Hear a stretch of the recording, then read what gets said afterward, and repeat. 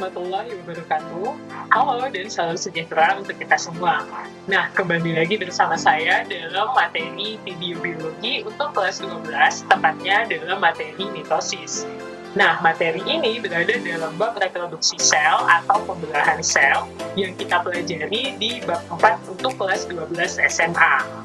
Nah, dalam video kali ini kita akan mempelajari tentang dua uraian materi. Yang pertama itu adalah tentang pembelahan amitosis. Dan yang kedua itu adalah tentang pembelahan mitosis.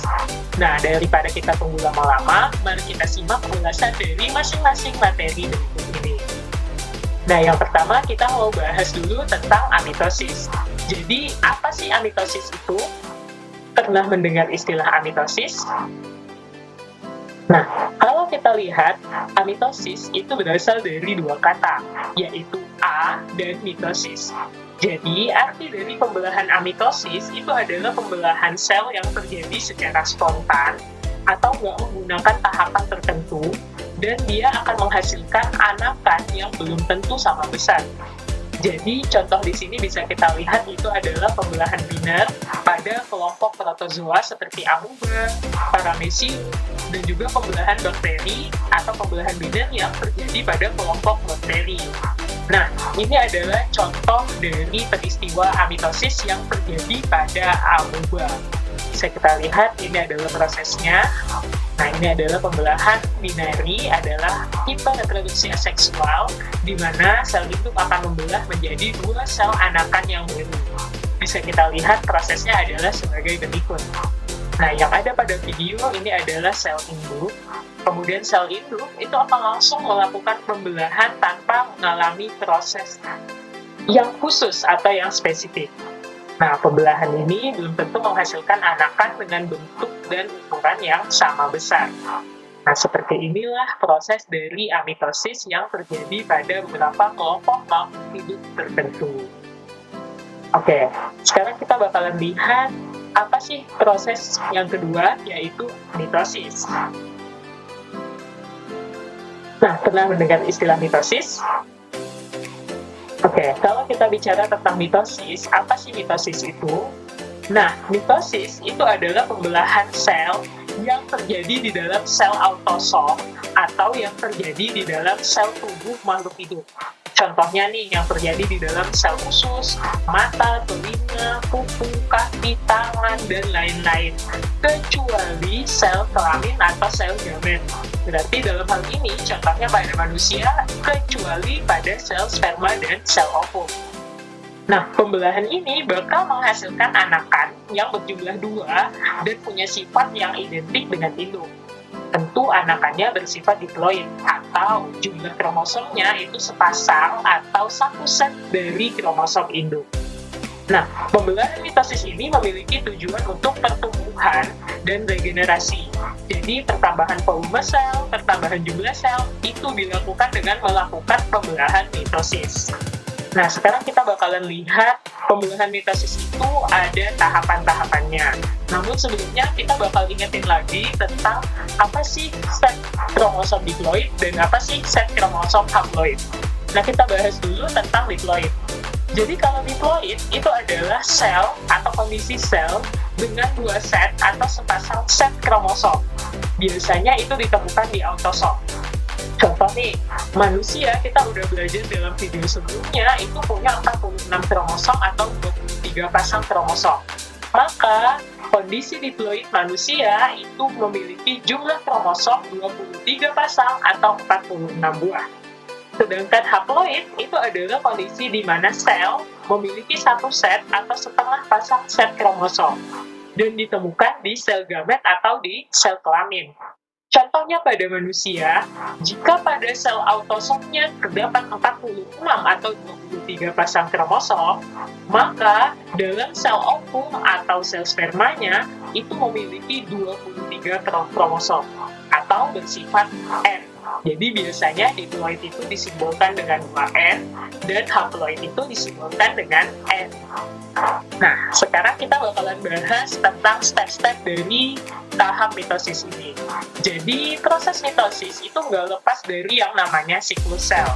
Nah, siklus sel itu ada 5, mulai dari G1, S, G2, mitosis, dan sitokinesis. Nah, kita bakalan bahas satu-satu apa sih yang terjadi mulai dari tahap G1 sampai dengan tahap sitokinesis. Yang pertama itu adalah tahapan G1. Nah, G1 ini nama lainnya adalah tahapan G1. Apa sih tujuan dari siklus ini?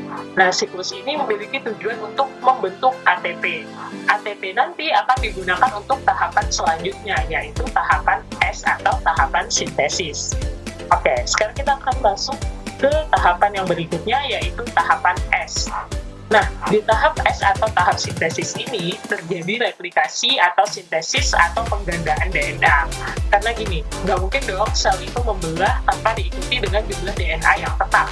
Makanya, DNA harus disintesis dulu, barulah sel bisa membelah dengan sebagaimana mestinya. Nah, setelah DNA disintesis, dia akan masuk ke tahap berikutnya, yaitu tahap G2 atau GAT2. Nah, pada tahap ini, kembali terjadi pembentukan ATP. Hanya ATP-nya akan digunakan untuk fase mitosis atau fase berikutnya. Nah, fase G1, S, dan G2 itu dinamakan juga dengan interfase atau fase laten. Bisa kita lihat pada gambar, ketiga fase ini masuk ke dalam fase yang dikenal dengan istilah interfase.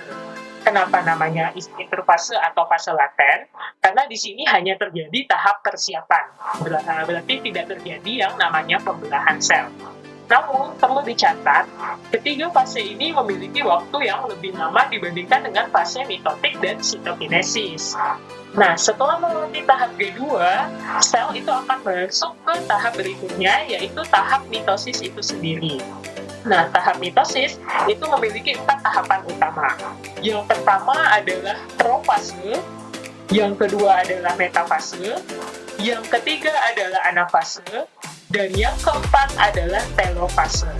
Nah, kita bakalan bahas step per step ciri-ciri dari masing-masing pembelahan mitosis ini. Kita mulai dari pembelahan yang pertama atau tahap yang pertama, yaitu tahapan profase. Nah, ini adalah gambar dari sel yang sedang berada dalam fase profase.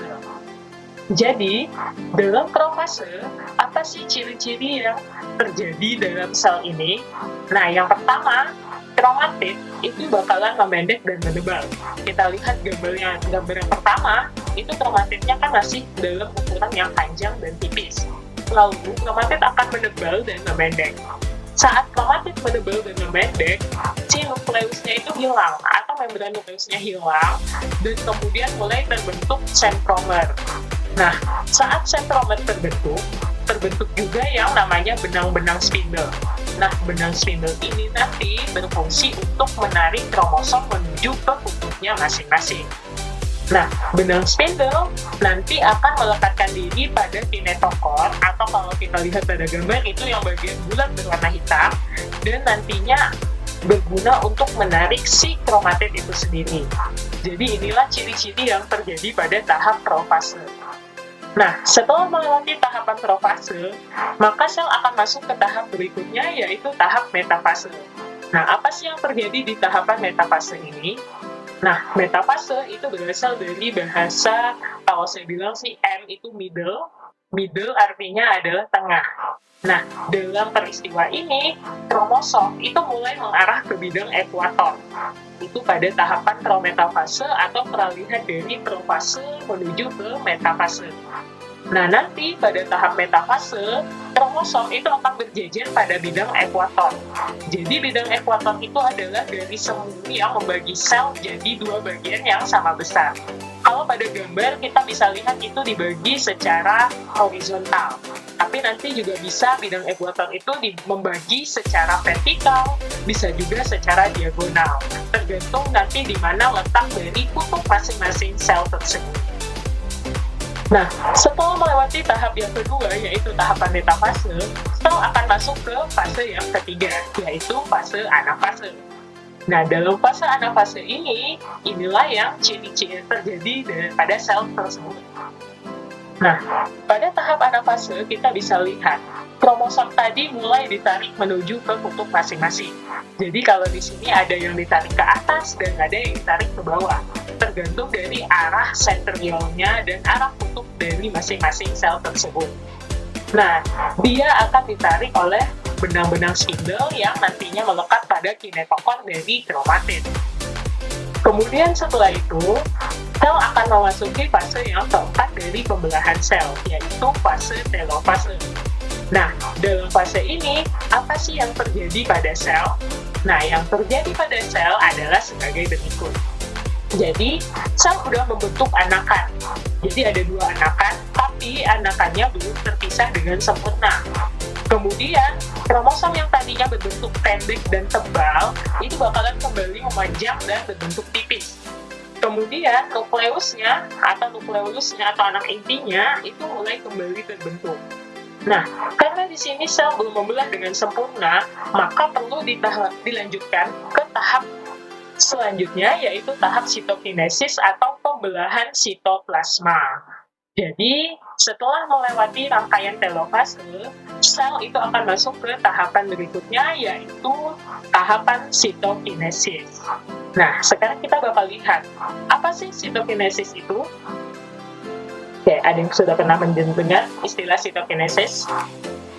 Nah, sitokinesis itu adalah proses pembelahan sitoplasma yang terjadi setelah fase mitotik.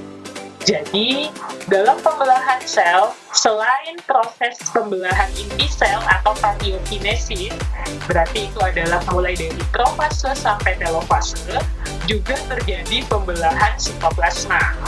Nah, pembelahan sitoplasma ini dikenal dengan istilah sitokinesis. Sitokinesis itu beda pada sel hewan dan sel tumbuhan. Sekarang kita bakalan bahas apa sih yang ngebedain sitokinesis pada sel hewan dan sitokinesis pada sel tumbuhan. Nah, sekarang kita lihat dulu proses sitokinesis pada sel hewan. Nah, pada sel hewan, kita lihat pada gambar, itu ada yang namanya cleavage furrow. Cleavage furrow itu nama lainnya adalah cincin mikrofilamen. Nah, cincin mikrofilamen ini bakalan berkontraksi. Nah, saat dia berkontraksi, dia akan menyebabkan sel itu menjadi berkerut. Nah, saat sel berkerut, sel anakan itu nanti akan membelah dengan sempurna dan dihasilkanlah dua anakan sebagai hasil dari pembelahan mitosis. Jadi, pembelahan sel pada sel hewan itu memanfaatkan cincin mikrofilamennya.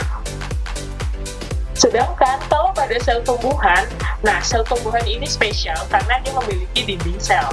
Nah, sitokinesis pada sel tumbuhan itu dilakukan dengan bantuan vesikel atau kantong-kantong halus yang nantinya mengandung bahan untuk membentuk dinding sel.